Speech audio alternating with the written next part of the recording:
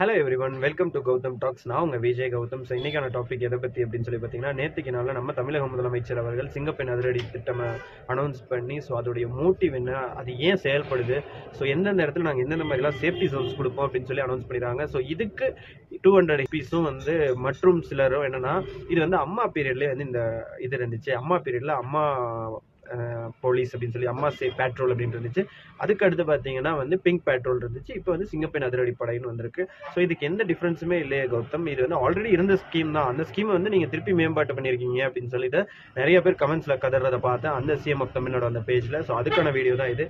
So first of all சிங்கப்பெண் அதிரடி படையோட நோக்கம் வேற, அந்த பிங்க் பேட்ரோல் அந்த அம்மா பேட்ரோல் இவங்களோட நோக்கம் வேற, கம்ப்ளீட்லி டிஃப்ரெண்ட். ஸோ இது மூணையுமே ஒன்று சேர்க்காதீங்க. ஸோ நம்ம சிங்கப்பெண் அதிரடி படை வந்ததுக்கு காரணம் என்னன்னு சொல்லி பார்த்தீங்கன்னா, ஒரு ஸ்கூல் ஜோனில் ஒரு ஸ்கூல் ஜோனாக இருக்கட்டும், ஒரு காலேஜ் ஜோனாக இருக்கட்டும், ஒரு ஐடி பார்க்காக இருக்கட்டும், ஒரு பஸ் ஸ்டாப்பாக இருக்கட்டும், இரவு 6 மணிக்கு மேலே 10 மணி வரைக்கும் இந்த ரோந்து படையானது பீக் ஏரியாஸ்ன்னு சொல்லுவாங்க. ஸோ எங்கெங்கெல்லாம் பப்ளிக் அந்த கேர்ள்ஸுக்கு சேஃப்டி வேணுமோ அந்தந்த இடத்துலலாம் இந்த ஒரு ரோந்து படை இருக்கும்.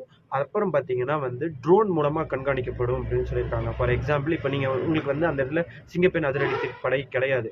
ஸோ வந்து ஒரு ஸ்கூல்லேருந்து ஒரு புள்ள வெளியில் வருது அப்படின்னா, அந்த ஸ்கூல் ஜோன்லேருந்து அந்த பஸ் ஸ்டாண்ட் வரைக்கும் ட்ரோன் சுற்றிக்கிட்டே இருக்கும். அந்த ட்ரோன் சுற்றிட்டு இருக்கிறது இல்லாமல் அடுத்து அந்த இப்போ ஒரு பஸ் ஸ்டாப்லேருந்து ஒரு ஊரில் ஒரு பஸ் ஸ்டாப்பில் பஸ் நிறுத்திட்டாங்க. ஸோ அந்த ஸ்கூல் ஜோன் டைமிங்க்கு அந்த பஸ் ஸ்டாப்லேருந்து அந்த ட்ரோன் மேலே ஏரியல் ரோட்டில் சுற்றிக்கிட்டே இருக்கும். அது சுற்றுறது நோக்கம் என்னென்னு பார்த்தீங்கன்னா, இறங்குறவங்களாம் கரெக்டாக வீட்டுக்கு தான் போகிறாங்களா, இல்லை ஒரு அந்த செடி சர்க்கிள்ஸ் எல்லாம் இருக்குன்னா அந்த சர்க்கிள்ஸ் கிட்டலாம் இந்த ட்ரோன் வந்து ட்ராவல் பண்ணும் அப்படின்னு சொல்லியிருக்காங்க.